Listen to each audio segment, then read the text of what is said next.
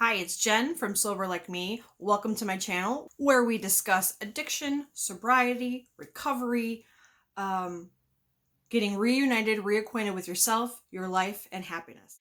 I have a treat for you today. I found a video that I had made with my superb acting skills.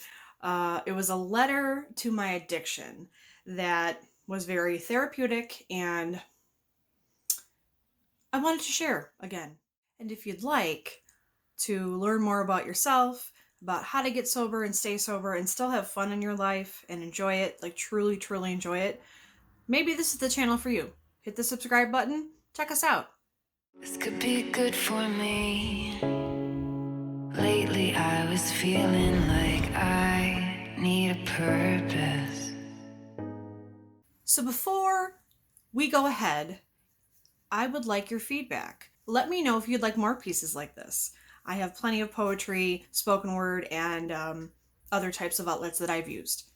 And by the way, what have you used? I'd love to know what helps you stay sober, drives your creative spirit, and keeps you going. Put a comment in the comment section, right? Because that's where you put a comment, right? Without further ado, my spoken word letter to my addiction. Enjoy my fine acting skills. A letter to my addiction. It's funny how one day you just waltzed into my life unannounced. You took my breath away. It was love at first sight. We met when I was 16. Do you remember? You came disguised in the muscle relaxer that my doctor prescribed to treat my sciatica. It was supposed to only be a summer fling, but of course you had other plans. You always seemed to sneak back into my life somehow, uninvited and overstaying your welcome, as you do. I mean, I say it like that, but honestly, I didn't really mind. I was a kid having fun, making memories, enjoying my life. Whether it was with weed or ecstasy, acid or pills, you were never very far away. With bated breath, you waited for me to come back to you, hiding in the corner of that wedding reception I went to, where I ordered a pitcher of beer that I drank all by myself. But those were the days, weren't they? All experimentation, zero commitment. But it seemed like we were officially over during and between each of my 3 pregnancies. I was able to raise my babies to grade school with a clear head. I was 26 then, a woman. I appreciated the memories we made, but thankfully, you were out of sight. And even later on in nursing school, there was no sign of you. I was glad you were gone. You were a chapter that closed in my book. We had already had our romance and experimentation, and I didn't really need you anymore. Then slowly, the memory of you trickled back. I was 31. I missed your euphoria. I missed how you made me feel safe and warm. I missed how you made me feel confident and loved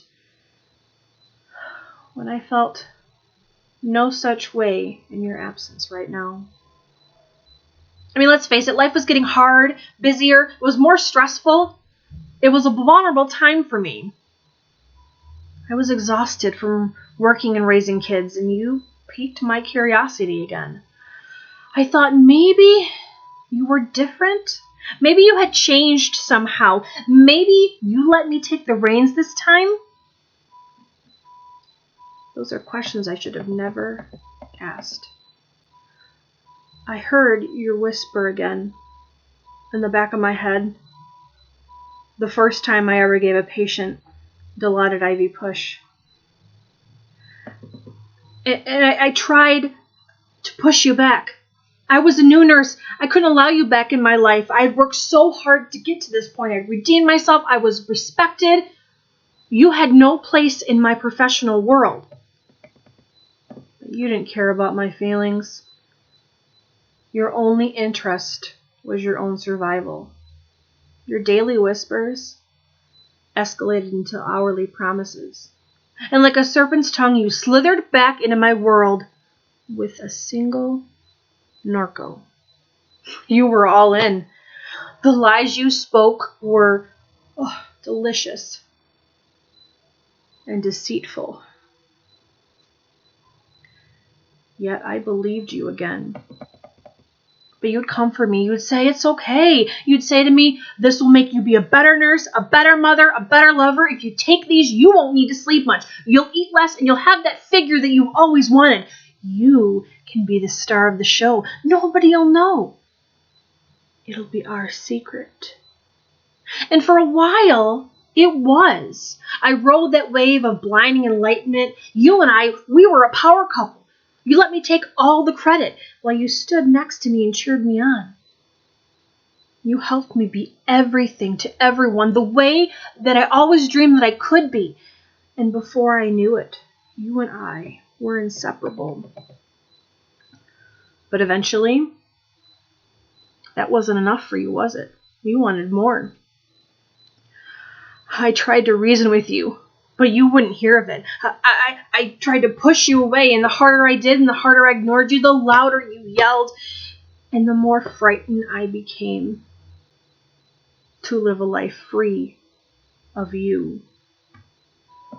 Your message, it was darker. It was different. It was not the same as it was in our previous relationships. You called me worthless. You told me I was nothing without you. You said that I couldn't breathe, sleep, or eat without thinking about you. And you were right. At 34 years old, I was addicted to you. Addiction. Your caress was as soft as red velvet, yet your grip was like a vice. And your only response to all of this was that smoldering, sinister grin, for you knew you had me in your control, and there was no easy way out. You said if I told anyone, it would destroy me. You said my hands were weak and my legs would shake and my stomach would cramp without you. If I gained back the weight, you swore I would be grotesque and unlovable. And I continued to believe you, so I kept quiet. And I hid your track marks and bruises under long sleeves, and I told no one of your demands. I told no one of your ransom. It was our secret. And it was slowly killing me. And where were you the day they found out? They took me into a room and questioned me for 3 hours. You were supposed to be my alibi. We were in this together. You promised. No one was there to tell me it was going to be okay this time. And I tried to explain you. I tried to tell them of the voices. I told them your lies. They didn't believe in your existence. They told me what I did was my choice, and that real nurses didn't get caught up in this type of lifestyle, and real nurses could have handled it. But they don't know of your tantalizing whispers. They know nothing of your promises or your threats. You covered your tracks, and you left me red-handed. I was stripped of my dignity. I was stripped of my self-worth. I was naked in the rain without a raincoat.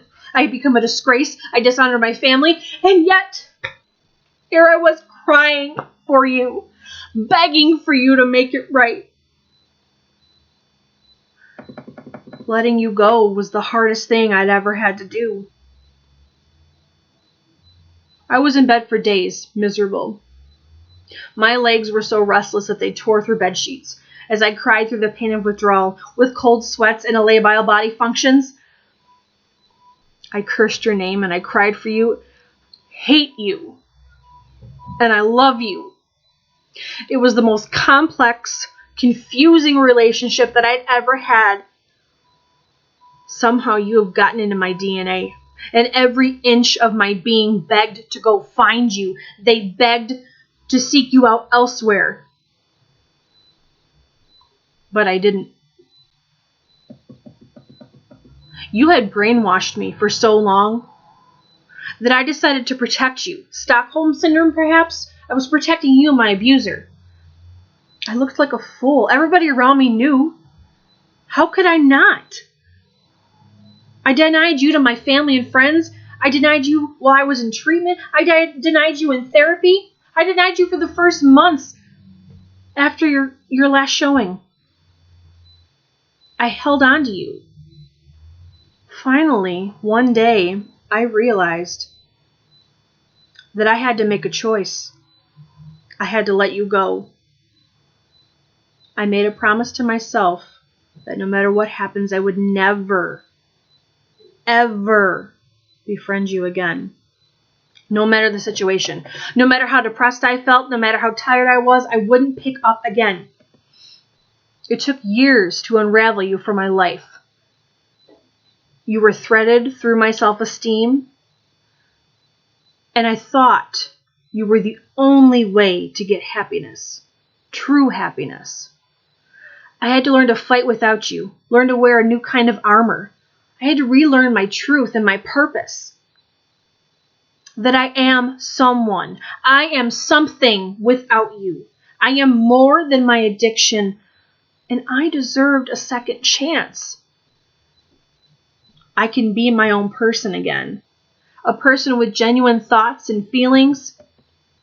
I can see now that I didn't need you to find fun or enjoy my life or to find confidence or the courage to be authentically me. You stole that ability from me to feel anything without your presence. But that's what you do, isn't it? Make people believe they're nothing without you? That was a long time ago. I've done the hard work. I've worked the steps. I've armored myself to be able to defend against you, should you ever return. For a few years after, I would see you lurking in corners. I just didn't acknowledge you anymore. We can never be friends, no matter what you promise. Your promises were all lies anyway. I keep the memories close, so I never forget how you destroyed me. You robbed me of everything. And it's taken me years to get back to something resembling a decent human being with the courage to move forward in life. I have finally forgiven myself. Don't get any ideas though. I'm 41. I'm in my prime. I am strong and fearless without you. I know you're involved with other people. I've seen it countless times. In my hometown, in my workplace, in my friends and in my family. You haven't changed at all. I make a living now, teaching others how to recognize you. And for those who've already tasted your sweet nothingness, I teach them how to get away from you and how to rebuild their life without you. The student has become the teacher. People are starting to recognize you earlier and earlier. The game is dangerous, and we're getting the message out there. We know your moves, and we're guarding against them. Your absence has given me a voice. Your absence has taught me strength. Your absence has given me back my life. And your presence, it's no longer welcome.